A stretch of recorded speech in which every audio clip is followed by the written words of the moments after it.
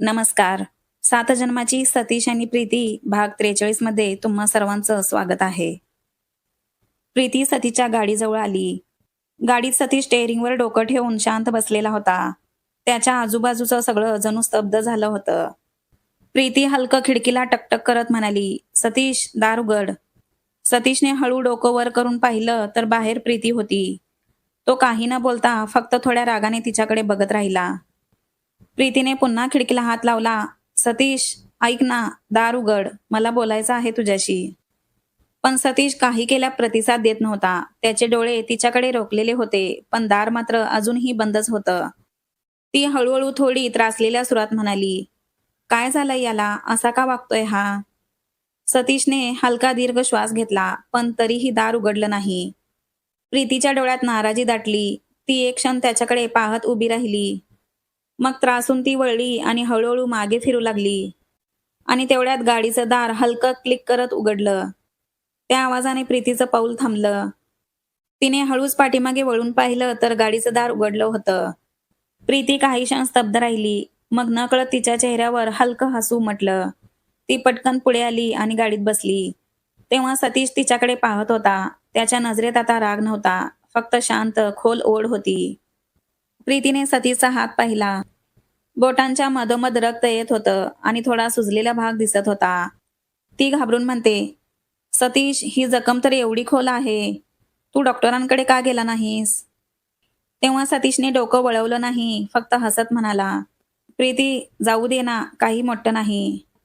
तेव्हा प्रीती पुन्हा हलक्या आवाजात म्हणते, "असं कसं चालेल? बघ ना, रक्त अजून थांबलं नाही." तेव्हा तिला अचानक काहीतरी आठवतं. ती पटकन गाडीतून उतरते आणि तिच्या गाडीतून फर्स्ट एड बॉक्स घेऊन परत येते. ती गाडीत बसली आणि सतीशचा हात हलकेच आपल्या मांडीवर घेतला. "सतीश, तुला जरा दुखेल, पण स्थिर बस, मी साफ करते." तिच्या बोटांनी त्याच्या जखमेभोवती हलका दाब दिल्यावर सतीश हलकासा असा आवाज काढतो. तेव्हा ती हळूच म्हणते, "धीर धर सतीश, काही नाही होणार." सतीश तिच्याकडे पाहत राहिला. तिच्या चेहऱ्यावर एकाग्रता होती. ओठांवर मौसकंप आणि डोळ्यामध्ये फक्त काळजी होती. ती सावकाश त्या जखमेवर अँटीसेप्टिक लावत होती. तेव्हा प्रीतीचे केस सतीच्या गालावर येत होते. कधी हलकं तिच्या डोळ्यासमोर उडत होते आणि तो त्या प्रत्येक क्षणात हरवून जात होता. प्रीती हे सगळं पूर्ण एकाग्रतेने करत असते. जणू तिच्यासाठी त्या क्षणी सगळं जग थांबलं आहे. त्यावेळी फक्त त्याची जखम आणि त्याचं दुखणं तिच्यासमोर आहे. प्रीतीने नीट बांधलेलं बँडेज घट्ट केलं. मग त्याचा हात आपल्या हातात थोडा वेळ धरून ठेवला. "झालं आता, इतकं अवघड नव्हतं. डॉक्टरांकडे न जाता असं चालत नाही सतीश. पण तू ऐकत नाहीस म्हणून मला तरी काहीतरी करावं लागलं." सतीश हळूच तिच्याकडे पाहतो. त्या नजरेत ना राग असतो, ना अपराधीपणा. फक्त एक शांत कबुली असते. तिच्या डोळ्यातली काळजी पाहून तो थोडं हसतो. प्रीती त्याचं हसणं पाहते आणि आपसुकच तिच्याही ओठांवर हलकं हसू येतं. जणू थोड्या वेळापूर्वीचा राग, गैरसमज सगळं कुठेतरी विरघळून गेलं होतं. थोड्या वेळाच्या शांततेनंतर प्रीती हळू आवाजात म्हणाली, "सतीश, आता तुला थोडा आराम केला पाहिजे. जखम अजूनही सुजलेली आहे. तू घरी जाऊन विश्रांती घे." सतीश थोडं मान हलवतो, पण काही बोलत नाही. प्रीती पुन्हा म्हणाली, "पण तुला ड्रायव्हिंग करता येणार नाही आता. हाताला त्रास होईल तुझ्या. असं कर, कार्तिकला बोलव, तो गाडी चालवेल." असं म्हणत ती लगेच मोबाईल काढून कार्तिकला फोन लावते. फोन वाजत राहतो, पण कार्तिक फोन उचलत नाही. ती भुवया उंचावत म्हणते, "हा कार्तिक पण ना, फोन पण उचलत नाही. थांब, मीच बघून येते, कुठे आहे तो." असं म्हणून ती गाडीतून उतरते. तेव्हा अचानक तिच्या साडीचा पदर मागे ओढला जातो. ती थोडी दचकते. क्षणभर तिला वाटतं की सतीशनेच पदर ओढला आहे. "सतीश," असं म्हणत ती लाजत पाठीमागे वळून पाहते. तर तिचा साडीचा पदर सतीशच्या घड्याळात अडकलेला असतो. क्षणभर दोघेही एकमेकांकडे बघतात आणि सतीश एका हाताने तिचा पदर घड्याळातून काढतो. तेव्हा प्रीती थोडी लाजत म्हणते, "सतीश, मी कार्तिकला बघून येते." ती पदर नीट करून निघून जाते आणि सतीश तिच्याकडे बघतच राहतो. तिच्या प्रत्येक पावलासोबत त्याच्या चेहऱ्यावर हलकं हसू उमटतं. फॅशन शोचा कार्यक्रम संपला होता. स्टेजवरच्या टाळ्यांचा गडगडाट थांबला होता आणि सगळीकडे उत्साहाचं वातावरण पसरलं होतं. स्पर्धा संपून सगळे आता मोकळे झाले होते. सोनाली, मनाली, केतकी, नीता आणि कार्तिक अजूनही तिथेच उभे होते. त्यांच्या चेहऱ्यावर समाधान होतं. "वा, आपण सगळे तर किती छान रॅम्पवर चाललो." "हो ना, आजचा कार्यक्रम तर भन्नाट झाला," असं सगळे म्हणत होते. तेवढ्यात प्रीती तिथे आली. तिच्या चेहऱ्यावर थोडी घाई आणि काळजी दोन्ही दिसत होती. ती कार्तिकला म्हणाली, "अरे कार्तिक, सतीशला थोडा आराम केला पाहिजे. पण त्याला गाडी चालवता येणार नाही. तूच गाडी चालव त्याची." सोनाली थोडी दचकल्यासारखी म्हणाली, "का? काय झालं सतीशला?" प्रीती शांतपणे पण काळजीच्या सुरात म्हणाली, "अगं सतीशला हाताला थोडीशी जखम झालीये. थोडं रक्त आलं होतं, पण आता बँडेज केलंय त्याच्या हाताला." केतकी लगेच चिंताग्रस्त होऊन म्हणाली, "अरे देवा, जखम झाली आणि आम्हाला काही सांगितलंच नाहीस." मनाली म्हणाली, "चला लवकर आता बघूया सतीशला." असं म्हणत त्या सगळ्या एकत्र बाहेर आल्या. बाहेर गाड्यांच्या बाजूला सतीश उभा होता. त्याच्या हाताला पांढरं बँडेज बांधलेलं दिसत होतं. तो गाडीच्या दरवाजाला टेकून शांतपणे उभा होता. तेव्हा सोनाली जवळ येत काळजीने म्हणाली, "अरे सतीश, तुला लागलं म्हणे. दाखव तुझा हात." सतीश थोडं हसत म्हणाला, "काही नाही ग, अगदी छोटंसं आहे. आता बरं आहे मी." केतकीने त्याचा हात हलकसं पकडत म्हणाली, "अजून दुखतं का रे सतीश?" सतीश हलकं हसत म्हणाला, "नाही ग, आता नाही. प्रीतीने बँडेज केलंय, आता बरं वाटतंय." प्रीती थोडं पुढे येत म्हणाली, "म्हणूनच मी कार्तिकला गाडी चालवायला सांगितलंय. तू आता फक्त आराम कर आणि दुखत राहिलं तर डॉक्टरांकडे जा." सतीश तिच्याकडे पाहत हलकं हसतो. त्याच्या त्या नजरेत तिच्या काळजीचं एक वेगळं उत्तर असतं. शब्दांशिवाय समजणारा संवाद असतो.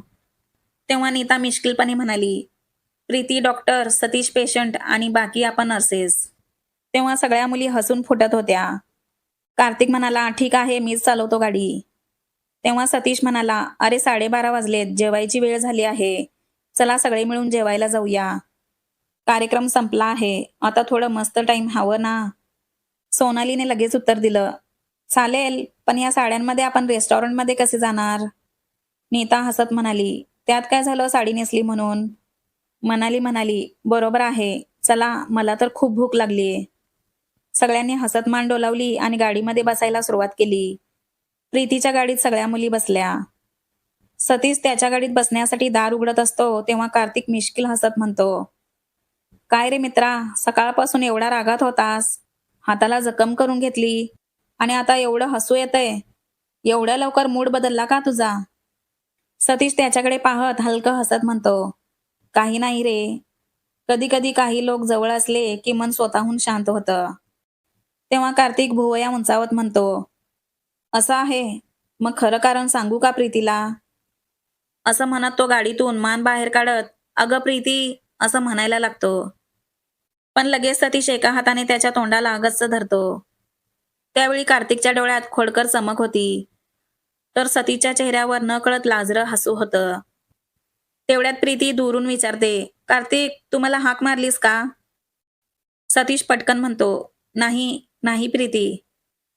आणि तो कार्तिककडे वळून त्याला मोठे डोळे करत इशारा करतो. तेव्हा कार्तिक हसणं आवरत म्हणतो, "नाही प्रीती, मी नाही मारली तुला हाक." तेव्हा प्रीती हलकं हसत पुढे निघून जाते. सतीश आणि कार्तिक एकमेकांकडे पाहतात आणि मग दोघे एकदम हसून फुटतात. सतीश म्हणतो, "अरे तू काही सुधारणार नाहीस कार्तिक." कार्तिक म्हणतो, "आणि तू काही सांगणार नाहीस." असं म्हणत कार्तिकने गाडी सुरू केली. दोन्ही गाड्या त्यांच्या नेहमीच्या रेस्टॉरंट समोर आल्या. सगळे आत गेले आणि एका मोठ्या टेबलवर बसले. सोनाली लगेच म्हणाली, "कोण देणार ऑर्डर? मला खूप भूक लागलीये." मनाली हसत म्हणाली, "हो, पटकन द्या ऑर्डर. खरंच खूप भूक लागली आहे." तेवढ्या सतीश शांतपणे म्हणाला, "माझ्यासाठी फक्त फ्राईड राईस ऑर्डर करा. मला चमच्याने खाता येईल." नीता लगेच हसून म्हणाली, "हो, बरोबर आहे. हाताला जखम आहे तुझ्या. चमच्याने तुला फ्राईड राईस खाता येईल." थोड्याच वेळात जेवण आलं. सगळे गप्पा मारत खात होते. पण प्रीती मात्र अधूनमधून सतीशकडे पाहत होती. तो हात जपून जेवतोय का? दुखत तर नाही ना त्याला? तेव्हा सतीशला तिची नजर जाणवली आणि तो हळूच हसला. तेवढ्यात त्याचा चमचा खाली पडला. तेव्हा प्रीती लगेच उठून म्हणाली, "थांब, मी देते." सतीशने हलकं हसत म्हटलं, "नको प्रीती, मी घेतो, पण थँक यू." त्या क्षणी दोघे काही क्षण एकमेकांकडे पाहत हसले. तेव्हा त्यांच्या डोळ्यात काळजी आणि ओठांवर हलकं हसू होतं. टेबलवर हशाटवाळी गप्पा सुरू होत्या. तेवढ्यात सोनाली अचानक म्हणाली, "प्रीती, तुझी आणि रोहनची जोडी आज रॅम्पवर एकदम हॉट दिसत होती." हे ऐकताच सतीश तोंडात घास टाकणारच असतो, पण त्याचा हात तिथेच थांबतो आणि त्याचा घास अर्धवट तोंडात अडकतो. तो हळूच डोळे वर करतो आणि थेट प्रीतीकडे बघतो. प्रीतीला त्याची नजर कळते. तिच्या चेहऱ्यावर हलकं, "अगं काय बोलतेस?" असं एक्सप्रेशन येतं. पण काही बोलण्याआधीच नीता अचानक त्रासलेल्या आवाजात म्हणते, "अगं सोनाली, बास झालं आता. काय सारखं फॅशन शो लावलेस? डोकं खाल्लंय त्या फॅशन शोने आज. बास झालं आता." सोनाली दचकते. "अरे, ही एवढी का चिडली?" ती हळूच मनालीला कुजबुजते. मनाली लगेच म्हणाली, "नीताचं काही नसतं गं. तिला भूक लागली की ती तशी करते." तेव्हा सगळे हसू लागतात. थोड्याच वेळात सगळ्यांचं जेवण झालं आणि ते बाहेर आले.